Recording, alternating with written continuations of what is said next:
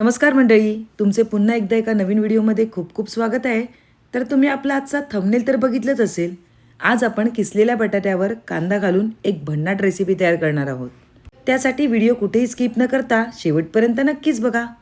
तर सुरुवातीला मी 4 मीडियम साईजचे कांदे घेतलेले आहेत. आता हे कांदे आपल्याला लांबडे आणि पातळ कापून घ्यायचे आहेत. जेवढा कांदा आपण पातळ आणि लांबडा कापू ना, तेवढी आपली रेसिपी अजून छान होणार आहे. त्यासाठी आपल्याला कांदे लांबडे आणि पातळ कापून घ्यायचे आहेत. तसेच तोपर्यंत तुम्ही सांगा, तुम्ही आपल्या चॅनलला सबस्क्राईब केलंत की नाही? जर सबस्क्राईब केलं असेल तर ठीकच आहे, आणि जर सबस्क्राईब केलं नसेल तर पटकन सबस्क्राईब करा आणि तसेच बाजूला असलेल्या बेल आयकॉनवर प्रेस करायला विसरू नका. म्हणजे असेच साधे, सोपे, खमंग आणि चविष्ट रेसिपी तुम्ही नेहमी बघू शकाल. कांदा पातळ कापून झाल्यानंतर आपल्या त्याच्या पाकळ्या जेवढ्या होतील तेवढ्या मोकळ्या करून घ्यायच्या आहेत.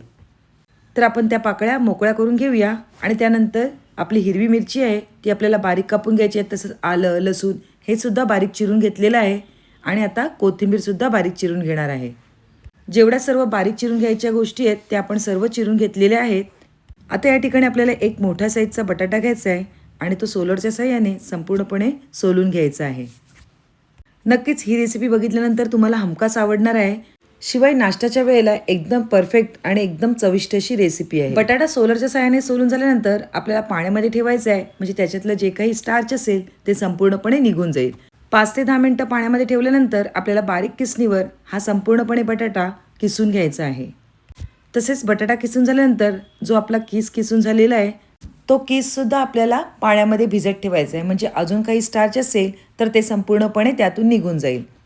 आपल्याला बटाटा किसताना जी किसणी घ्यायची आहे ती एकदम बारीक असली पाहिजे.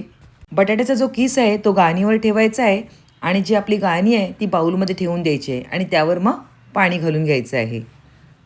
बटाट्याचा संपूर्ण किस त्यामध्ये भिजेपर्यंत आपल्याला ह्या गाळणीमध्ये पाणी घालून घ्यायचं आहे. असं केल्यामुळे बटाट्याचा जो किस आहे त्यातला सगळा स्टार्च निघून जाईल आणि शिवाय आपल्याला गाळायला सुद्धा काही प्रॉब्लेम येणार नाही. आता या बटाट्याच्या किसमधलं सगळं पाणी आपल्याला व्यवस्थित असं पिळून घ्यायचं आहे आणि बटाट्याचा जो किस आहे तो संपूर्णपणे कोरडा करून घ्यायचा आहे.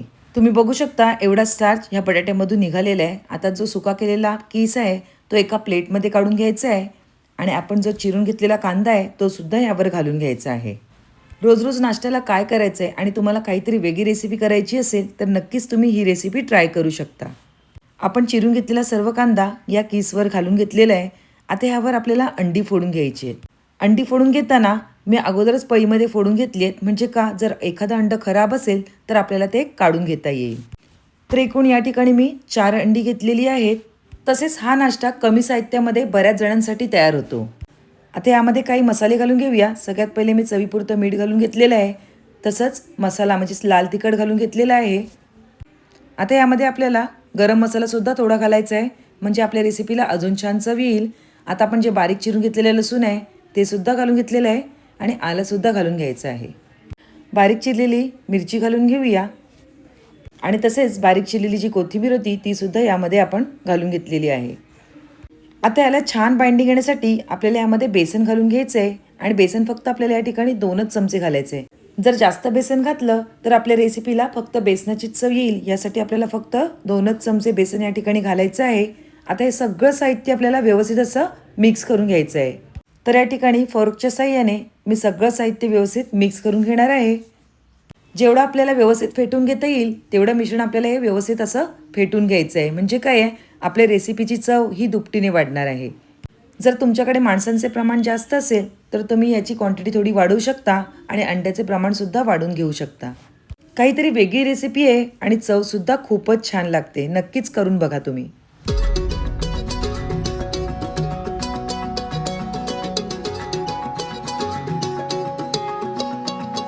सगळं साहित्य एकदम व्यवस्थित असं मिक्स करून झालेलं आहे. आता गॅसवर पॅन ठेवून घ्यायचं आहे आणि त्यामध्ये फक्त 2 चमचेच तेल घालायचं आहे आणि तेल आहे ते सगळीकडे आपल्याला पसरवून घ्यायचं आहे.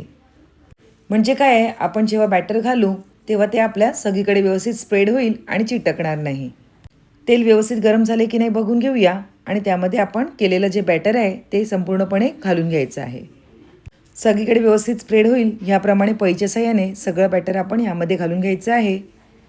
बघितलंत ना, आहे की नाही झटपट आणि पटकन होणारी रेसिपी, शिवाय काहीतरी वेगळीसुद्धा आहे.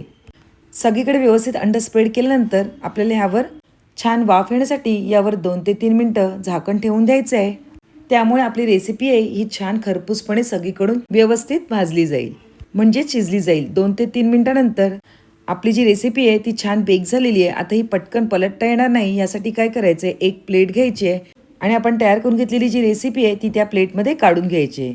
आता दुसरं प्लेट घेऊन त्यावर पलटी मारून आपली जी रेसिपी आहे ती पुन्हा आपल्या फ्राय पॅनमध्ये घालून घ्यायची आहे. पळीच्या साहाय्याने जर करायला गेलं तर ती तुटली असती, यासाठी आपण अशा प्रकारे आपली रेसिपी टर्न करून घेतलेली आहे. आता पुन्हा 2 मिनिटं यावर झाकण ठेवायचं आहे आणि 2 मिनिटानंतर आपली दुसरी सुद्धा बाजू एकदम छानपैकी शिजली गेलेली आहे. आता या ठिकाणी आपण पळीताच्या साहाय्याने व्यवस्थित पलटू शकतो, कारण आपल्या दोन्ही बाजू छानपैकी शिजल्या गेल्या आहेत. आपण तयार करून घेतलेली जी रेसिपी आहे ती मी 2 पार्टमध्ये डिवाइड केलेली. कमी तेलामध्ये पाहिजे असेल तर तुम्ही रेसिपी ही अशाच प्रकारे करू शकता आणि जर जास्त तेलामध्ये पाहिजे असेल तर थोडं बेसन घालून हे मस्तपैकी पकोडे तुम्ही तळू शकता. पण दोन्ही रेसिपी मी कमी तेलामध्येच केलेल्या आहेत. आता दुसऱ्या वेळचे सुद्धा बॅटर आपण संपूर्णपणे यामध्ये घालून घेतलेलं आहे. हे सुद्धा सगळीकडून आपण व्यवस्थित असं स्प्रेड करून घ्यायचं आहे आणि पुन्हा यावर स्टीमवर झाकण ठेवून घ्यायचं आहे. मग आहे की नाही संध्याकाळच्या नाश्त्याला परफेक्ट अशी रेसिपी? तर ही डिशसुद्धा आपण अशाच प्रकारे करून घ्यायची आहे. चला तर आपण आपली डिश सर्व करून घेऊया.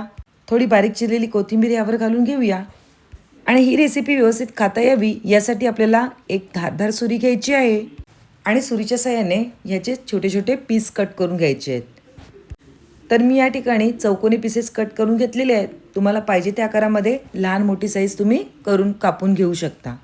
आणि खरंच सांगू ना, ह्या रेसिपीची चव एवढी भारी होते ना, नक्कीच तुम्ही सुद्धा तुमच्या घरी ट्राय करून बघा. घरी पाहुणे येणार असतील आणि अशा प्रकारे आपण जर डिश केली तर नक्कीच सर्व पाहुण्यांना ही डिश आवर्जून आवडणार अशीच आहे. तुम्ही या रेसिपीला ऑमलेटसुद्धा बोलू शकता. तर या ठिकाणी सर्व पीसेस करून झालेले आहेत. आता यातील एक पीस मी उचलून दाखवते. सगळीकडून व्यवस्थित असा आपला पीस शिजला गेलेला आहे आणि आता आपण आपली रेसिपी सॉससोबत सर्व करून घेणार आहोत. आणि तुम्हाला जर टोमॅटो सॉस घरच्या घरी बनवायचं असेल तर याची लिंकसुद्धा मी डिस्क्रिप्शन बॉक्समध्ये दिलेली आहे. तर तुम्हाला माझी आजची ही रेसिपी कशी वाटली नक्कीच कमेंटद्वारे कळवा.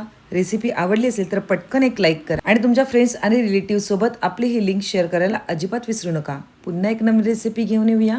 तोपर्यंत बाय बाय. थँक्यू.